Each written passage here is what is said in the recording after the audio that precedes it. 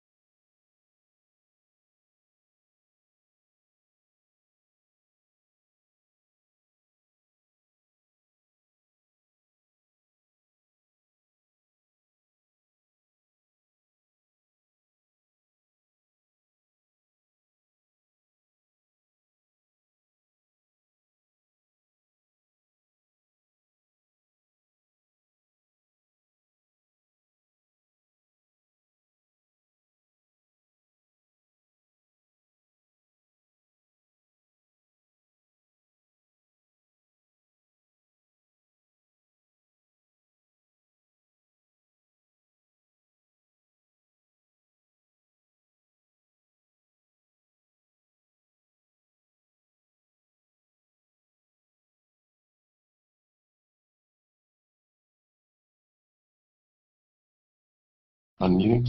Are we ready?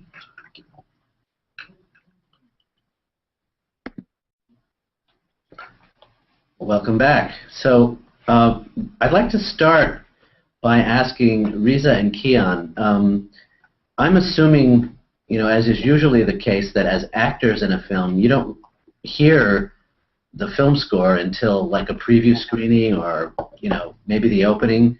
Could you tell us the first time you heard the score and how it struck you? What that experience was like? Yeah, actually, my character in the film is a classical pianist, and he's supposed to be really accomplished. And so one part of the score that I got to hear was this incredibly. There was this woman who's a really great pianist who was also our script supervisor, and she said that for me to learn this piece, it would actually take a well-trained pianist 6 months, and so that was just the only piece of the music that I'd heard. But when I actually saw the score for the first time was before the screening at Sundance, and I was blown away by the whole film. And I remember, I think I told you, Ginger, this, that like I hadn't heard something so like kind of penetrating and simple since the score for the Facebook movie, Social Network. It really reminded me. It had the same kind of power to me, like especially. I think the themes for the different characters. The first time I heard the music was at our premiere at Sundance, sitting next to Nicole and Sarah, and then Reza a couple seats down. And I remember being struck by this. The whole time we were shooting in Beirut, there was a lot of music being played in our iPods or whatever. When we would get together after rehearsing or something, there'd be music. Or in the streets there'd be music, and it was the whole shoot for me was more music infused than any other shoot I've worked on. And for some reason, without Ginger even being present, she was able to tap into the essence, the vibe of some of that music that infused the shooting of this very film. And I was sitting there, I remember, at this first screening. Reza had seen a bit. Nicole, Sarah, and I hadn't seen anything at all, so it was a very intense experience altogether. But then to have this music come out of nowhere, that was created and put together by somebody who hadn't been there during this entire really intense experience of shooting this film. And she was able to tap into it without knowing what was on our iPods, without knowing what we were singing after Maram yelled. Cut. It was incredible. I mean, there was synergy without any physical presence. Like it really exemplified for me how amazingly collaborations can work when people's hearts are in the same places. Great. Ginger, let me ask you. You're a performer, composer. You've had a wide range of musical experiences. Could you talk about this film and what your process was? How you first of all how you ended up doing this film, and then what your process with the director was, and just how you arrived at the final score. First off, I want to say thanks to Reza and Keon. Very, very kind words. Part of the score too was inspired by Reza's character. It was so incredible to kind of see him on screen, and that's where a lot of those really dark themes came from. So it was funny because I got to see him on screen before I actually met him, and I just imagined him to be this really awful person. And then, it's true. And then I met him, and he's one of the loveliest people you'll ever meet, which shows what a great actor he is. And Keon too. I mean, he had everyone rolling in the seats with his acting. And we had some fun experiences in Sundance, which we can talk about later. But I actually came to this project because of the labs, attending the Sundance Composers Labs back in '07, which was one of the most amazing experiences. For people that don't know about it, it's basically composers that get selected and they go up to Utah and spend, when I was there, it was 3 weeks with a feature film maker and then a documentary filmmaker, and that's where I was introduced to Miriam, the director. And I read the first version of that script and was blown away. So we basically started experimenting in the trailers at Sundance, and that sounds funny actually, musically experimenting. those are also later stories. And we came up with this really cool sound, and she gave me a ton of Iranian classical music and hip-hop, and we just started going from there. And one of the first pieces we actually used or created there was actually in the final film 5 years later, which is great. And then we just started working all over the world. We were on Skype, we'd meet in different places because I was on tour, she was casting, and we created the score from ground up, just experimenting and seeing what was working and kind of going to very old music, very modern music, and just finding a balance between all of that. So you worked on this film over a long period of time. Yes. From '07 was the first script, and then it premiered at Sundance in 2011.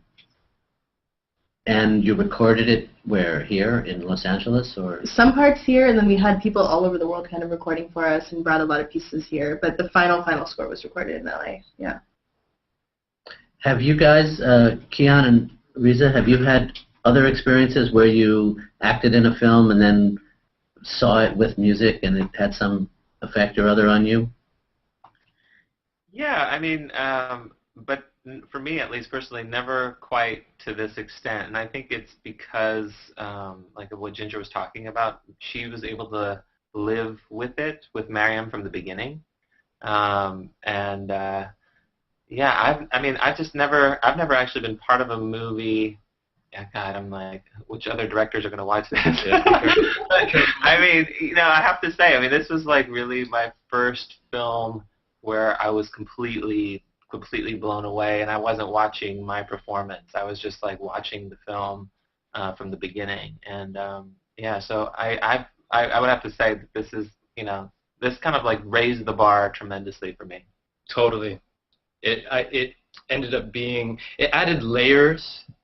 I mean, I had seen rushes or whatever, but it added layers that I didn't imagine possible. The music, it really did. And more than, this is pretty bad, but I think more than any other experience I've had. Yeah, this was, yeah. Well, doesn't mean those ones weren't good. It's just this was fantastic. You know, I mean, that's really what it boiled down to me for me. And I'm just curious. I want to ask Ginger this because I know you're talking about the dark themes that you wrote for my character, but I noticed on the soundtrack that it's actually called Reza's theme, like not my character's name, but my name. Do you have something out for me, or what's going on? No, not really. I'm trying. I have nothing nice to say right now, Reza. I'm sorry. I imagine that it must be weird for an actor sometimes to have done this role. You know, you don't do it with any music usually, and then you go and see it, and suddenly there's music. I can't help. There's a famous story. Betty Davis was doing the final scene of Dark Victory, where she walks up this stairway and she's going to die of this mysterious movie death. And before she did this scene, she apparently turned to the director and said, "Am I going to act this scene, or is Max Steiner going to get to the top of the stairs?" And I wonder sometimes, like, you know, actors obviously aren't thinking of a score when they're working on their scenes, but it just a kind of a mysterious connection that exists that usually it's a surprise at the premiere. Yeah. Well, it's the kind of experience, I don't know, you know, it's you hope to collaborate with people in this medium where, you know, if you bring it, that someone else is going to take that and then just take it further, you know, and I feel like, you know, Mariam definitely did that with the directing. I thought the cinematography, Brian was really amazing, and who was also at the labs, helped develop it from the beginning, and then of course Ginger. It's one of those things where it all gelled together to kind of keep making it better. Right. It is one of the mysterious things because in theater you work together, you know, each night. You're with the sets and the lights and the costumes and the actors, and everybody connected is there, and you have this meeting at the end of each, you know, preview, and you say, what can I do to make the ending of the first act better, and people contribute. But in a film, it's like everyone's working in their own silo, and usually it doesn't come together until the end. It's kind of a fascinating way of working where the whole really is greater than the sum of the parts.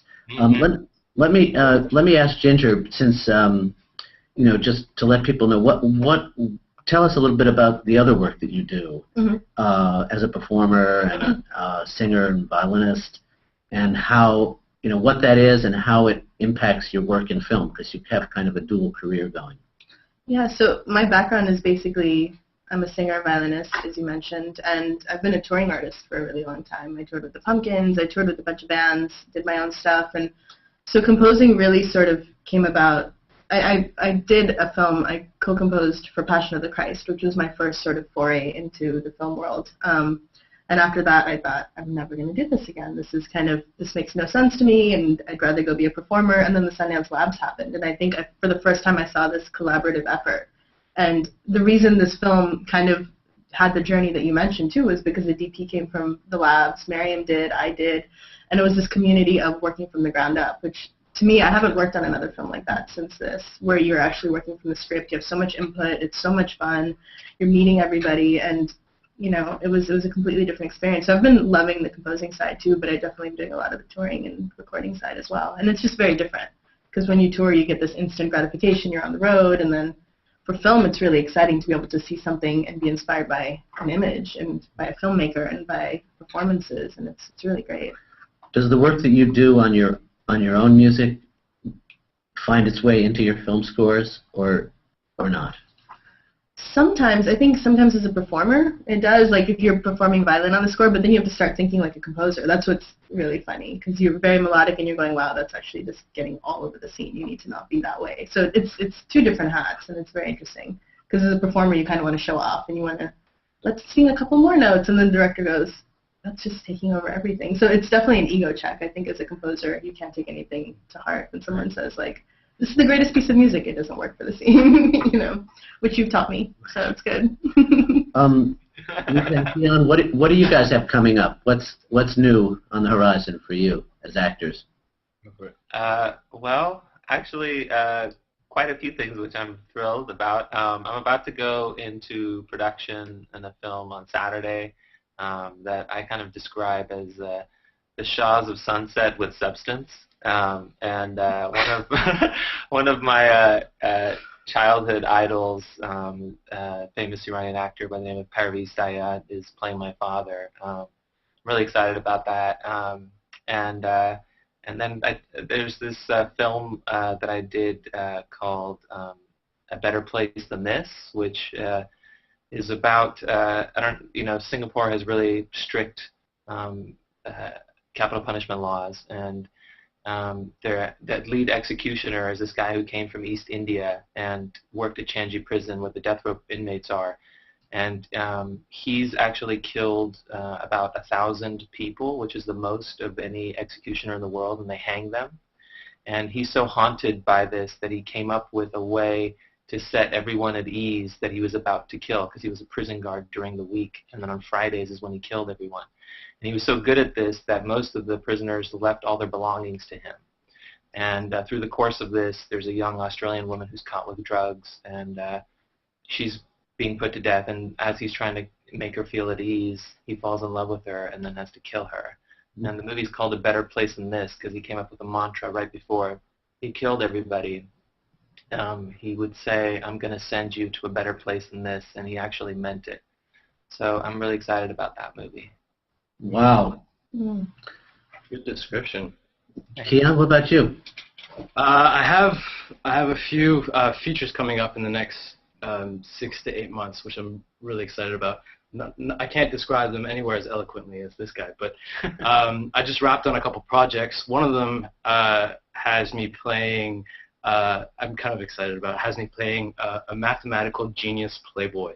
And I think they might have seen Circumstance before they cast me. Can we comment? Can we comment? No. You can comment on the genius part. It's basically, all the God particle stuff that's going on right now, the stuff that links chaos theory and quantum physics and all the advances being with the Higgs boson. It's actually about that stuff. It's about time travel, but in a very timely and scientifically rooted way. And I get to play a really fun character. That's going to be airing fairly soon. That's TV. That's NBC Universal Sci-Fi. Fantastic. Interesting projects. Can I just I have to give a shout out for a film that I forgot because I think they'll get upset. But I'm doing a thriller. It's called The Loner, and I describe it as Drive meets a killing of a Chinese bookie that takes place in the Iranian opium underworld in L.A. And Daniel Grove's the director, and Seth Kaplan's the producer who produced In Search of Midnight Kiss. I got to give a shout out. And I'd like to give a shout out to Reza's new baby daughter. Yeah, star. Important show. Just taking it back to film music a little bit now, Ginger, what do you think? I mean, so you got involved in this New Frontier program at Sundance at the festival last year. It was very successful. What are your thoughts about multimedia and combining high-tech stuff with music and film, and what are your thoughts about that going forward?